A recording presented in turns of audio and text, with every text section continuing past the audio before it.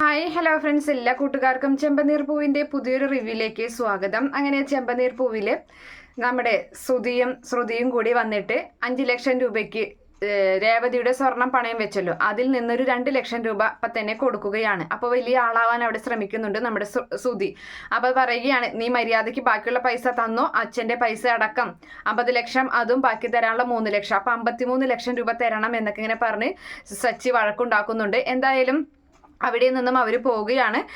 അപ്പോൾ രേവതിയും ഭയങ്കര ടെൻഷനിലാണ്. രേവതി ഇങ്ങനെ എല്ലാവരെയും, അതായത് ശ്രുതിയോടും അതുപോലെ നമ്മുടെ വർഷയെയും വിളിച്ചിട്ട് പറയുകയാണ്, അച്ഛനും അമ്മയും ഇങ്ങനെ സംസാരിക്കാതിരിക്കുന്നത് ശരിയല്ല, നമ്മൾ ഇടപെടണം, എന്നിട്ട് നമ്മൾ അവരെ തമ്മിൽ സംസാരിപ്പിക്കണം എന്നൊക്കെ രേവതി ഇങ്ങനെ പറയുമ്പോൾ, അതിനെന്താ നമുക്കെന്ന് സംസാരിച്ച് നോക്കാം എന്ന് പറഞ്ഞിട്ട് അവർ 3 മരുമക്കളും ഒറ്റക്കൈയായി ചെന്നിട്ട് നമ്മുടെ ചന്ദ്രയുടെ റൂമിലേക്ക് ചെല്ലുകയാണ്. അങ്ങനെ ചന്ദ്രയുടെ റൂമിലേക്ക് ചെന്നിട്ട് ചന്ദ്രയോട് സംസാരിക്കുന്നുണ്ട്. അപ്പോഴും രേവതിയെയാണ് കുറ്റപ്പെടുത്തുന്നത് ചന്ദ്ര. അപ്പോൾ വർഷയ്ക്ക് ദേഷ്യം വരുന്നുണ്ട്. അപ്പോൾ വർഷ പറയുകയാണ്, അല്ല ആൻറ്റി എന്തിനാ രേവതി ചേച്ചിയെ കുറ്റപ്പെടുത്തുന്നത്? രേവതി ചേച്ചി അല്ലല്ലോ തെറ്റ് ചെയ്തത്, ആൻറ്റി തന്നെയല്ലേ തെറ്റ് ചെയ്തത്. രേവതി ചേച്ചിയുടെ സ്വർണം മുഴുവൻ എടുത്ത് രേവതി ചേച്ചിയോട് ചോദിക്കാതെ എടുത്തതൊക്കെ ആൻറ്റി അല്ലേ, അത് തന്നെയല്ല. അങ്ങനെ കൊടുക്കണമായിരുന്നെങ്കിൽ, മകനെ സഹായിക്കണമായിരുന്നെങ്കിൽ ആൻറ്റിയുടെ സ്വർണം എടുത്ത് കൊടുക്കാമായിരുന്നില്ലേ എന്നൊക്കെ പറഞ്ഞിട്ട് ആകെ നല്ല ദേഷ്യത്തിലാണ് നമ്മുടെ വർഷ. അപ്പോൾ അതൊക്കെ തന്നെ ഇഷ്ടപ്പെടാതെ ഇങ്ങനെ നിൽക്കുന്നുണ്ട് നമ്മുടെ ചന്ദ്ര.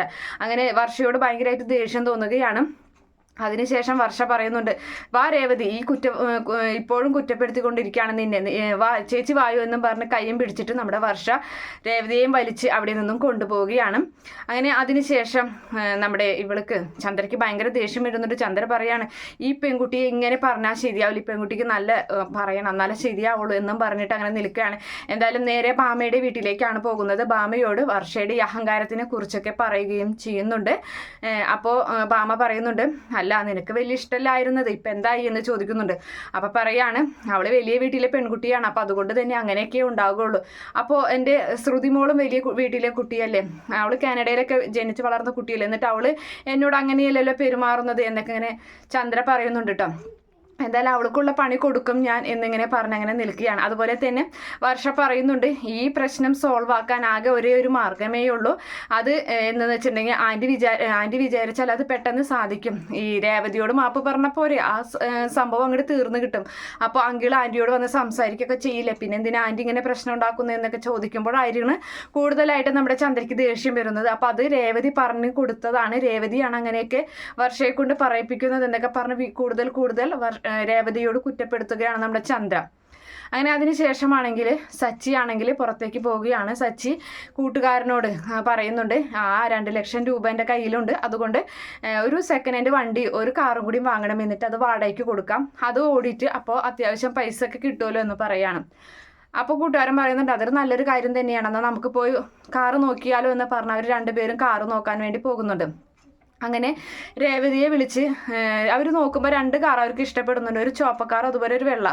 അപ്പോൾ വെള്ള ഓൾറെഡി അവരുടെ കയ്യിലുള്ളത് കൊണ്ട് തന്നെ ഒരു ചോപ്പ് എടുത്താലോ എന്നിങ്ങനെ ചിന്തിക്കുകയാണ്. എന്തായാലും രേവതിയോട് വിളിച്ച് ചോദിക്കാം, രേവതി വന്നിട്ട് അവളും കൂടി വന്ന് സെലക്ട് ചെയ്യട്ടെ, അപ്പോൾ അവൾക്ക് ഇഷ്ടപ്പെട്ട കാർ അവൾ എടുക്കട്ടെ എന്നിങ്ങനെ പറഞ്ഞ് രേവതിയെ വിളിച്ച് വരുത്തുകയാണ്. അങ്ങനെ രേവതി അവിടെ വന്നിട്ട് കാർ ഇങ്ങനെ നോക്കിയിട്ട് പറയുന്നുണ്ട്, നമുക്കിപ്പോൾ കാറ് വാങ്ങിക്കണോ എന്ന് ചോദിക്കുകയാണ്. അതെന്താ രേവതി നീ അങ്ങനെ പറയുന്നത്, നീ തന്നെയല്ലേ പറഞ്ഞത് ആ പൈസ എനിക്ക് കാറ് വാങ്ങി നമുക്ക് വാടകയ്ക്ക് കൊടുക്കാമെന്ന്, അപ്പോൾ കൂടുതൽ വരുമാനം ഉണ്ടാക്കാമെന്ന് നീ തന്നെയല്ലേ പറഞ്ഞതെന്ന് ചോദിക്കുകയാണ് സച്ചി. അപ്പോൾ ആ സമയത്ത് പറയുന്നുണ്ട്, അതെ അത് ഞാൻ പറഞ്ഞത് ശരി തന്നെയാണ്, പക്ഷേ നമ്മുടെ വീട്ടിൽ ഇപ്പോൾ പല പ്രശ്നങ്ങളും നടക്കുകയല്ലേ, നമ്മുടെ വീട്ടിൽ അച്ഛനും അമ്മയും തമ്മിൽ സംസാരിക്കുന്നില്ല, അതൊരു പ്രശ്നമല്ലേ, അത് മാറിയതിന് ശേഷം ഇപ്പം നമ്മളൊരു കാറ് വാങ്ങിക്കൊണ്ട് ചെന്ന് കഴിഞ്ഞാൽ അവർക്ക് ഒരു സന്തോഷം ഉണ്ടാവില്ല, ആർക്കും ഒരു സന്തോഷം ഉണ്ടാവില്ല. അപ്പോൾ ആ ഒരു പ്രശ്നം മാറിയതിന് ശേഷം നമുക്ക് കാറ് വാങ്ങിക്കാം സച്ചി ചേട്ടാ എന്ന് പറയുകയാണ്.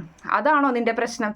അതെ, ഞങ്ങൾ 3 പേരും, ഞങ്ങൾ 3 മരുമക്കളും അമ്മയോട് സംസാരിക്കാൻ ചെന്നപ്പോഴും അമ്മ ഒരു പൊടിക്ക് വിട്ട് തരുന്നുണ്ടായിരുന്നില്ല, തന്നെയല്ല എന്നോടാണ് കൂടുതൽ വഴക്കുണ്ടാക്കിയത് എന്നിങ്ങനെ പറയുന്നുണ്ട്. അപ്പോൾ നീ എന്തിനാ ആവശ്യമില്ലാത്ത കാര്യത്തിനൊക്കെ നിന്നത് എന്ന് ചോദിക്കുന്നുണ്ട്. എന്തായാലും സച്ചി പറയുന്നുണ്ട്, ഇതിൻ്റെ പ്രശ്നം എനിക്കറിയാം, അതെങ്ങനെ സോൾവ് ആക്കണമെന്ന്, അത് ഞാൻ സോൾവ് ചെയ്തോളാം എന്നും പറഞ്ഞ് സച്ചി അവിടെ നിന്നും പോകുന്നുണ്ട്. എന്തായാലും നമ്മുടെ രവീന്ദ്രൻ ഒരു പൊട്ടിക്ക് അടങ്ങുന്നില്ല. ആള് അതായത് ഹാളിൽ ആ ഒരു സോഫയിൽ ഇങ്ങനെ കിടക്കുകയാണ്. റൂമില്ലല്ലോ, ചന്ദ്രയുടെ റൂമിൽ കിടക്കുകയില്ല, ചന്ദ്ര അതിൻ്റെ ഉള്ളിൽ കിടക്കണ കാരണം. അപ്പോൾ അവിടേക്ക് സച്ചിൻ്റെ അവധിയും വന്നിട്ട് പറയുന്നുണ്ട്, അച്ഛൻ എന്താ ഇവിടെ കിടക്കുന്നത്, അച്ഛൻ റൂമിൽ പോയി കിടക്ക്, ഞാൻ ഇവിടെ കിടന്നോളാം. അപ്പോൾ അച്ഛൻ ഇവിടെ കിടന്നു കഴിഞ്ഞാൽ അച്ഛന് വയ്യാണ്ടാകുമെന്ന് പറയാണ്. അപ്പോൾ ഞാൻ അത്ര ഇതിലൊന്നും ജനിച്ച ആളൊന്നല്ല, കുഴപ്പമൊന്നുമില്ല, എനിക്ക് കുഴപ്പമില്ല എന്ന് പറഞ്ഞിട്ട് അങ്ങനെ അച്ഛനോട് സംസാരിച്ച് നിൽക്കുന്ന സമയത്താണ് ചന്ദ്ര തലേണയും പുതപ്പൊക്കെ എടുത്ത് വരുന്നത്. എന്നിട്ട് പറയുന്നുണ്ട്, എനിക്ക് വേണ്ടി ആരും ത്യാഗം ചെയ്യണ്ട, നിന്റെ അച്ഛനോട് പോയിട്ട് വേണമെങ്കിൽ റൂമിൽ കിടന്നോളാൻ പറഞ്ഞു, ഞാൻ ഇവിടെ കിടന്നോളാം എന്നും പറഞ്ഞ് അങ്ങനെ രവീന്ദ്രൻ അവിടെ നിന്ന് എഴുന്നേറ്റ് റൂമിൽ പോയി കിടക്കുന്നുണ്ട്. ചന്ദ്രയാണെങ്കിൽ അവിടെ കിടക്കുകയാണ്. അപ്പം ചന്ദ്രയോട് റൂമിൽ ചെന്ന് കിടക്കാൻ രേവതി പറയുമ്പോൾ, ഞാനൊന്നും പോയി കിടക്കില്ല, ഞാനിവിടെ കിടക്കാമെന്ന് സമ്മതിച്ചുകൊണ്ടല്ലേ നിന്റെ അച്ഛൻ അവിടെ പോയി കിടന്നത്, അതുകൊണ്ട് ഞാനിവിടെ കിടന്നോളാം എന്നൊക്കെ പറഞ്ഞ് അങ്ങനെ ദേഷ്യപ്പെടുകയൊക്കെ ചെയ്യുന്നുണ്ട് കേട്ടോ.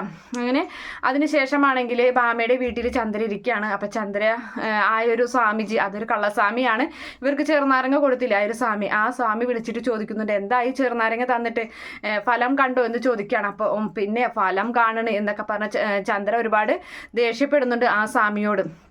അപ്പോൾ ആ സ്വാമി മനസ്സിൽ ചിന്തിക്കുകയാണ്, അയ്യോ ഞാൻ കള്ളസ്വാമിയാണെന്ന് അവർക്ക് മനസ്സിലായോ എന്നിങ്ങനെ ചോദിക്കുകയും ചെയ്യുന്നുണ്ട്. മനസ്സിലിങ്ങനെ ചിന്തിക്കുകയാണ്. എന്തായാലും വർഷയ്ക്കുള്ള എട്ടിൻ്റെ പണി കൊടുക്കണമെന്ന് തന്നെയാണ് തീരുമാനിച്ചിട്ടുള്ളത് നമ്മുടെ ചന്ദ്ര. പിന്നെ തന്നെയല്ല, വർഷ ഒരു ഡബ്ബിങ്ങിന് വേണ്ടി ഇങ്ങനെ നിൽക്കുന്ന സമയത്ത് ഒരു പ്രസവ വേദനയുടെ ഒരു ഡബ്ബിങ്ങാണ് ശരിക്കും. ഒരു പെണ്ണിങ്ങനെ പ്രസവിക്കുന്ന സമയത്ത് ആ വേദന ഇങ്ങനെ എടുക്കാനാണ് അവിടുത്തെ ആൾ പറഞ്ഞു കൊടുക്കുന്നത്. അപ്പോൾ അവൾക്കായൊരു സീൻ കണ്ടിട്ട് ആകെ വല്ലാതെ പേടിയാകുന്നുണ്ട്. എന്തായാലും വളരെ ഇമോഷണലായി തന്നെ അവൾ ആ ഒരു ഭാഗം അതിഗംഭീരമായിട്ട് വോയിസ് കൊടുക്കുകയും ചെയ്യുന്നുണ്ട്. പക്ഷെ വോയിസ് കൊടുത്തതിന് ശേഷം അവൾക്ക് ആ ഒരു പ്രസവത്തോടുള്ള ഒരു കാര്യം അവൾക്ക് ഭയങ്കരമായി പേടിയാവാണ് കേട്ടോ. എന്തായാലും അവൾ ഇനി ജീവിതത്തിൽ പ്രസവിക്കില്ല, അവൾ ഒരു കുട്ടിയെ അഡോപ്റ്റ് ചെയ്യുള്ളൂ, താൻ ഒരിക്കലും പ്രസവിക്കില്ല, ഇത്രയും വേദന എടുത്ത് തനിക്ക് പ്രസവിക്കാനൊന്നും കഴിയില്ല എന്ന് ആ ഒരു ഇതിൽ അവൾ അങ്ങനെ തീരുമാനിക്കുകയാണ്. അവൾക്ക് അതൊരു പേടി സ്വപ്നം പോലെ ആവുകയാണ്. എന്തായാലും അങ്ങനെയൊക്കെ ഒരു ഭാഗമാണ് കാണാൻ പോകുന്നത്. കാത്തിരുന്ന് കാണാം. ഈ റിവ്യൂ ഇഷ്ടപ്പെടുകയാണെങ്കിൽ ഈ ചാനൽ ഒന്ന് സബ്സ്ക്രൈബ് ചെയ്ത് സപ്പോർട്ട് ചെയ്യുക. Okay friends, bye, thank U.